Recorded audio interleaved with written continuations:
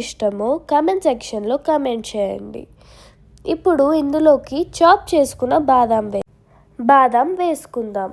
బాదం ఎప్పుడు కానీ స్టవ్ మీద వేసి వదిలేయకూడదు, కలుపుతూనే ఉండాలి, లేదంటే బాదం మాడిపోతుంది.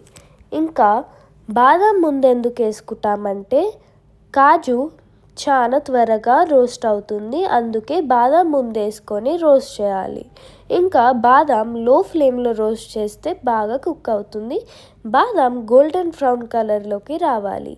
ఇప్పుడు మనం అందులోకి కాజు కూడా వేసేసుకోవచ్చు. కాజు వేసేసుకున్న తర్వాత స్పీడ్గా తిప్పాలి, లేదంటే మాడిపోతుంది. ఇవన్నీ వేసుకున్న తర్వాత ఈ రెండు గోల్డెన్ కలర్లోకి రావాలి. అప్పుడు అది బాగా ఫ్రై అయిందని ఇందులోకి ఇప్పుడు 1 కప్ సేమియా వేసుకోవాలి. సేమియా కూడా బాగా ఫ్రై అయ్యి గోల్డెన్ బ్రౌన్ కలర్లోకి రావాలి. సేమియా ఎంత ఫ్రై అవుతే నెయ్యిలా అంత మంచి టేస్ట్ వస్తుంది. దాని తర్వాత ఇందులోకి 2 కప్స్ మిల్క్ వేసుకోవాలి. మీరు కావాలంటే ఇంకొంచెం కూడా వేసుకోవచ్చు. నాకు 2 కప్స్ పర్ఫెక్ట్ మెజర్మెంట్ అనిపించింది. బాగా కలుపుకోవాలి. ఈ సేమియా ఇంకా మిల్క్ లో ఫ్లేమ్లో ఉడికించాలి. 2 మినిట్స్ ఉడికిస్తే సరిపోతుంది.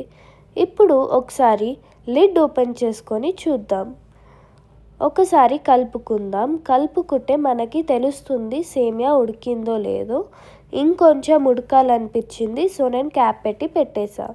ఇప్పుడు ఇందులోకి షుగర్ వేసుకుందాం. 1 కప్. నాకు షుగర్ 1 కప్ చాలా అనిపించింది, పర్ఫెక్ట్ మెజర్మెంట్. మీరు కావాలంటే ఇంకొంచెం వేసుకోవచ్చు, కానీ 1 కప్ పర్ఫెక్ట్ మెజర్మెంట్.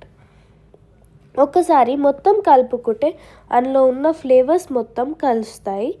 దాని తర్వాత ఒకసారి మూత పెట్టేసుకోవాలి. మూత పెట్టేసుకున్న తర్వాత ఒక 5 మినిట్స్ ఆగి మూత తీస్తే అలా నెయ్యి అంతా పైనకి వచ్చేస్తుంది.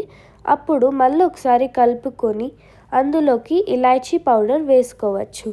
ఇలాచీ పౌడర్ ఫ్లేవర్ ఇంకా ఫ్రేగ్రెన్స్ కోసం వేసుకుంటారు. ఇలాచీ పౌడర్ స్మెల్ అంటే నాకు చాలా ఇష్టం. ఇలాచీ పౌడర్ కొంచెం వేసుకోవాలి, లేదంటే చేదు వస్తుంది. దాని తర్వాత ఒకసారి మొత్తం కలిపేసుకుని చూసారా టెక్స్చర్ ఎంత బాగా వచ్చిందో. మీరు కావాలంటే ఈ టైంలో ఇంకొంచెం మిల్క్ వేసుకోవచ్చు. నాకు ఈ టెక్స్చర్ పర్ఫెక్ట్ అనిపించింది. నాకు ఇలానే తినడం ఇష్టం. సర్వింగ్ బౌల్లోకి సర్వ్ చేసేసుకొని మీరు మీ సేమియా పాయసంని ఎంజాయ్ చేయొచ్చు. మీకు కనుక ఈ వీడియో నచ్చినట్టయితే please like, share and subscribe to my channel చిన్ని ఆశ.